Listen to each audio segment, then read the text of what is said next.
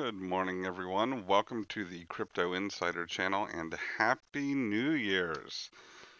Coming at you from the Crypto Insider compound in wild and wonderful Austin, Texas. Be sure to follow us on Twitter at CInsider.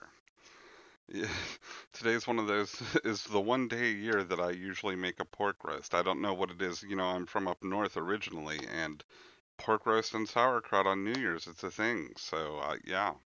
That's that's what we're doing today. So I have to sort of make this video and get into the kitchen. Anyways, please like and subscribe. We love it. We appreciate it so much. We gained 30 subscribers since yesterday. Yay, yay, yay, and know that you are much appreciated here at the channel. We do donate some XRP for each of you to the Good Souls charity group at Good XRP. So you've given to charity just by hitting subscribe, whether you know it or not. I responded to a comment saying how great, and my response was how great of some of the XRP we donate was hodled and these charities became really wealthy. That would be great. What they do is they take your donation and split it across, I don't know, 8 or 9 charities, and it's from St. Jude's to Kids with Happy Feet or something. I don't know. I have not looked into each charity, but I know St. Jude's is on there. There's dog rescues. There's charities to help veterans. There's all kinds of different things there. So if you want to check them out, their handle is at GoodXRP. Anyway, you should be seeing the confirmation of our latest donation on your screen. Today we're going to talk about XRP price and market cap, more specifically market cap, because it seems to be a topic of discussion. But before we do that, I have to disclaim I am not a certified financial planner, registered investment advisor, or tax advisor. I'm also not a broker of anything. I don't sell any investment products. I have worked in fintech for 16, 17 years, and I do advise that you do your own research so that you reap your own rewards or suffer your own consequences. So we're going to do a video on market cap because we got a comment on our video about XRP going into the 3 digits. I think it was 431 or some number that it's not my number. It's a technical analyst predicted. One possibility is that XRP could go to 431. I personally don't think it's that likely, at least not anytime soon. But the comment on the video was about how high the market cap would have to be, and there's a lot of discussion that the market cap can't get that high. So let's dive right in, and we're going to see about some of the inherent problems with market cap. It's what we use, but I think our formula in crypto may have to change a little bit. So let's look at Investopedia. From just the key takeaways, I don't want to read each and every one of these to you, but market capitalization is the total dollar value of all outstanding shares of a company. Market cap is used to size up corporations and understand their aggregate market value.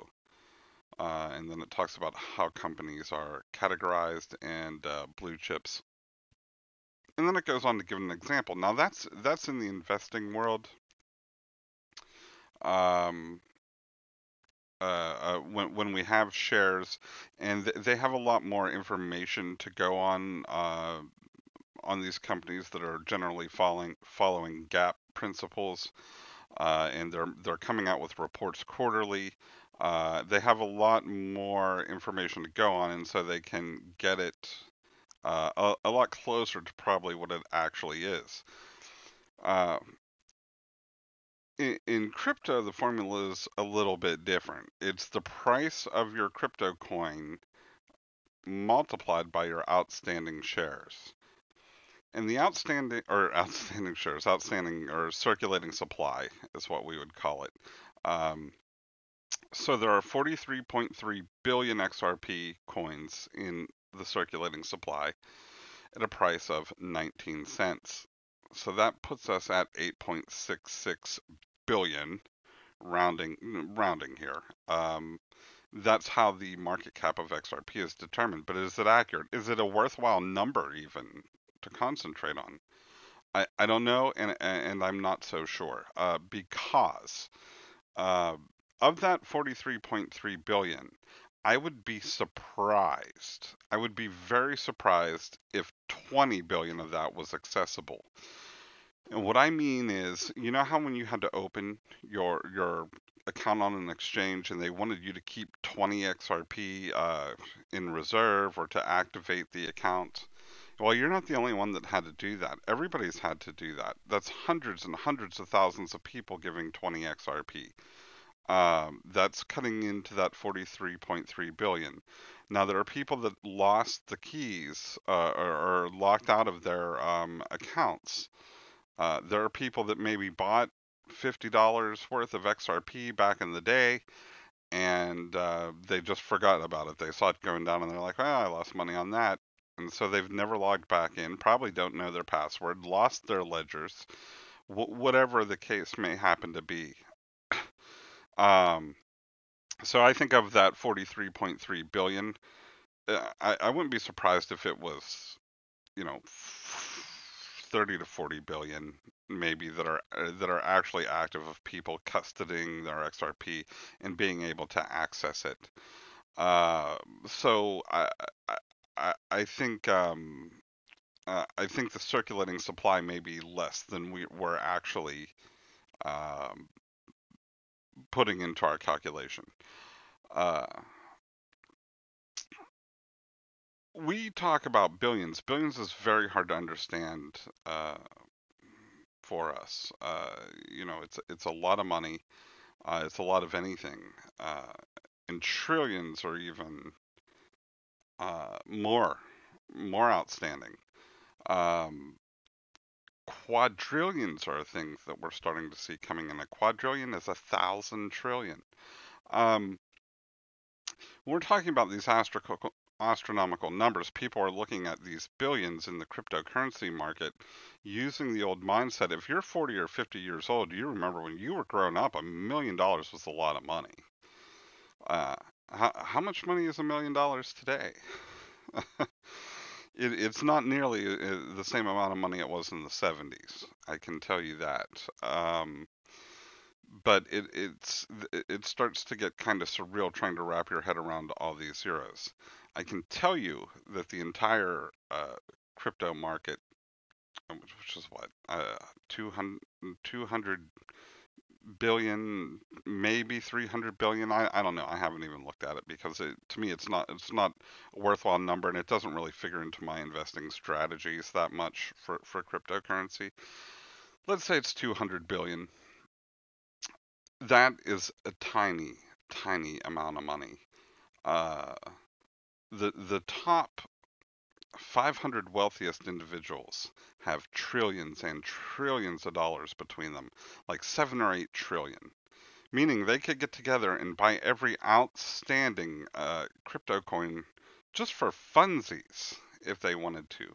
So we don't have a lot of wealth in the market yet, and a lot of that is regulation. A lot of that's utility. Some of it's fear. Some of it's just that they don't understand the market, and that changes over time. You know, there were people afraid of microwaves for years. I remember in the 80s growing up, this family wouldn't have a microwave. That family was preaching about the dangers of microwaves and how we were all going to Chernobyl ourselves.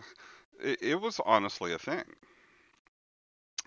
So fear is a very real thing, and I've said it in other videos where fear floats to the top in a news story. So an exchange getting hacked or someone getting scammed, that's gonna get more clicks to your page than you know, the crypto insider donated so much XRP to this charity. I mean, that's boring. Nobody wants to hear about that. But people like to hear about other people's misery. So, how much wealth is there? How much money is there in just in the world? No, we're not even talking the U.S. I know a lot of you are probably in the U.S., but in an excerpt from a piece on MarketWatch.com, let's see if I have it up. Here's all the money in the world. Uh, and, and an excerpt is, but for those preferring an even broader interpretation, including Bitcoin, Ethereum, and other cryptos, plus above ground gold supply and funds invested in various financial products like derivatives. I really don't want to explain derivatives, but a derivative is like a future contract. Like, let's say you agree to buy my XRP at 40 cents in June of 2020. That would be a derivative contract. Um, the amount is in the quadrillions. So now, so now we're talking about 1,000 trillion. Um, for just 100 trillion, 1% of 100 trillion. If we found a market of something, of any asset, and it was just 1% of 100 trillion, we would get $1 trillion. One quadrillion is 1,000 trillion, so 10% of that is 10 trillion. So we're talking about all the wealth in the world being in the quadrillions. If we just got 1% of that,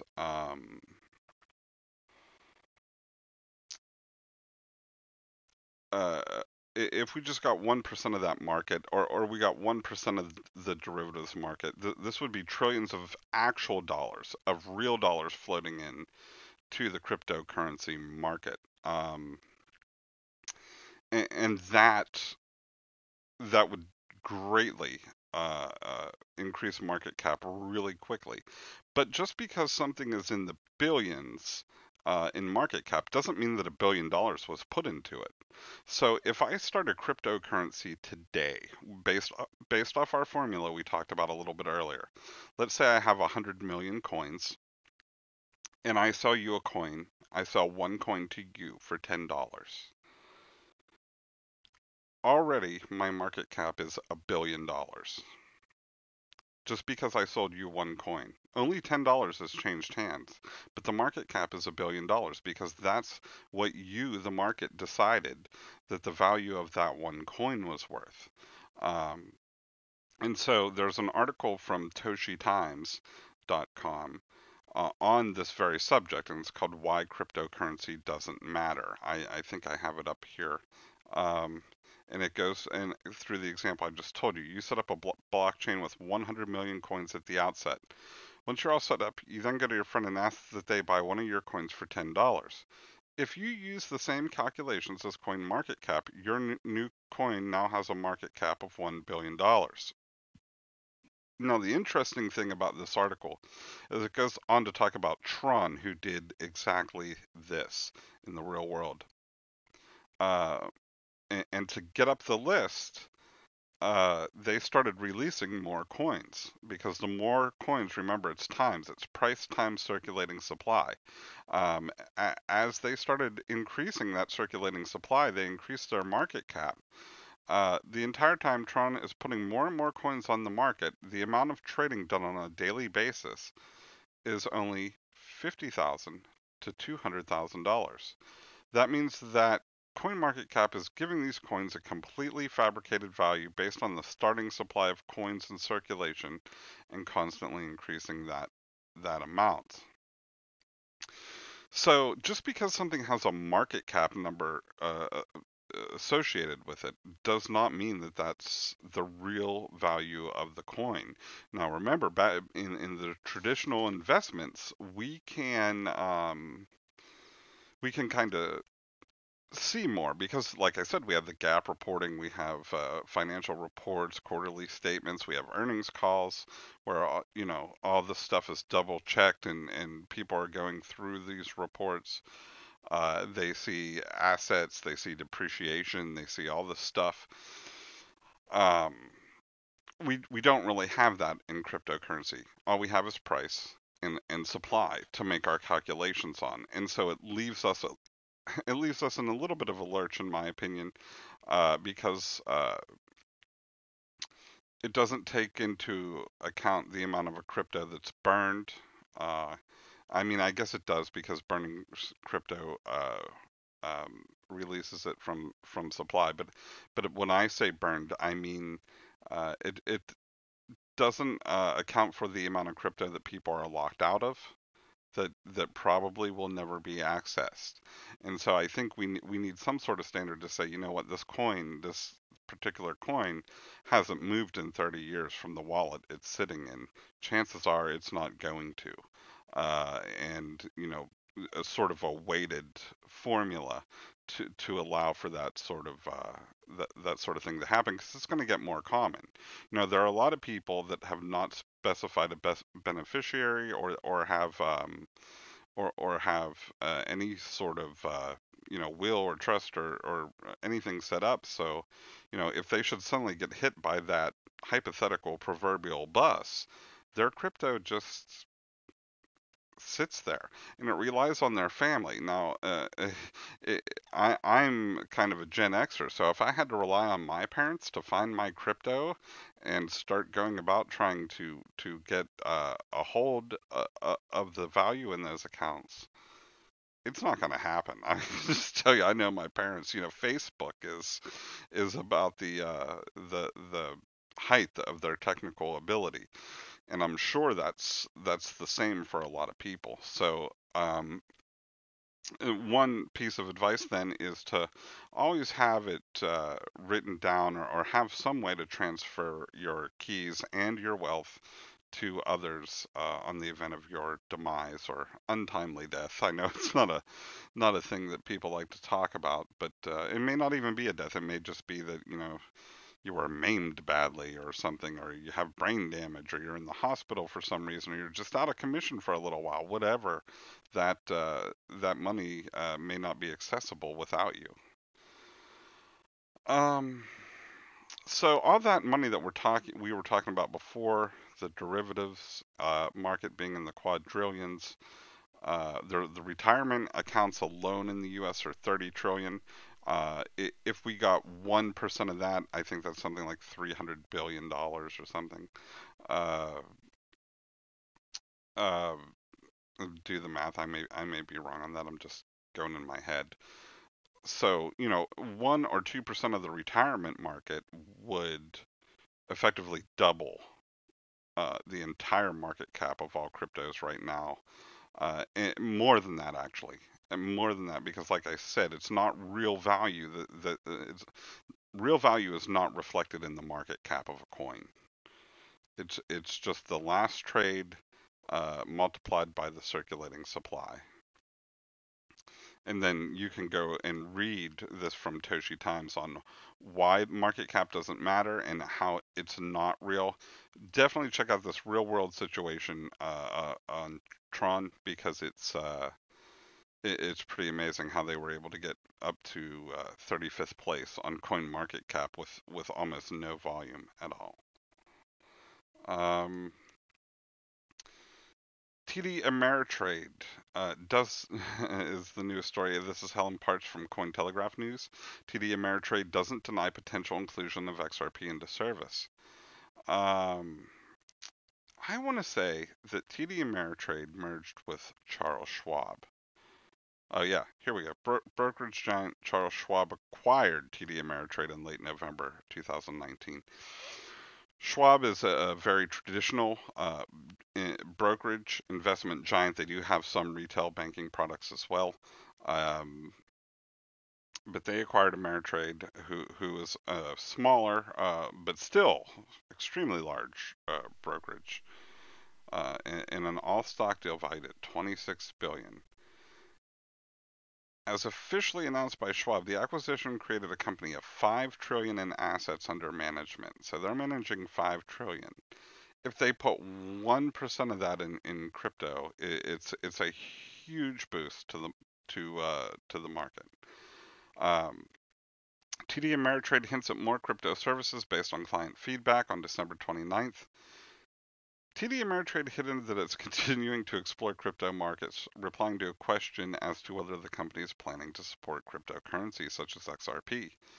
Thank you for your interest. Currently, we offer Bitcoin futures. We will continue to monitor the market and consider additional opportunities going forward. And I think as regulation gets in place, and once they determine, okay, is this a security? Is this a currency that you're custodying? And probably most importantly, as people uh, continue to express an interest in it, they're going to express an interest in it. You know, I'm not a registered investment advisors, but their market is like any other market. It's very competitive. They are looking to get the best rates for their clients, so the best returns for their clients. And if they can do that by having a token amount into cryptocurrency, you know, in hedging against the stock market or the bond market, mutual funds, anything like that, they will want to do it. They will want to at least look at that, and as it gets more accepted, I think you'll see them do that. And as big names like TD Ameritrade get into it and Charles Schwab, you can bet your bottom dollar that Fidelity's looking at it and Vanguard's looking at it and Wells Fargo, who are the other sort of retirement giants, are looking at it as well. So I hope I was able to clear up somebody's questions regarding market cap. But the overall conclusion is that I wouldn't worry about the $1 trillion market cap. I think that's inevitable. It's coming to crypto. Um, and I would also refer you to a channel called DIY Investing, where he talks about how much money there is in the world. And there's a lot of infographics, and so to get to $1 trillion market cap is not very difficult. $1 trillion is no longer what it used to be. Just like in the 70s, $1 million is no longer what it used to be there. Um, it's just the way it goes. I would advise checking them out. DIY Investing has a great channel, and there's a lot of technical analysis on the channel. In fact, that's what he does mainly. Is he'll go through the charts and the Elliott waves and Bollinger Bands, and if you like to get into the weeds with all that stuff, I'm not a technical analysis guy, but he is, and I'd advise checking him out if you're into price predictions and things like that. Anyway, Happy New Year's.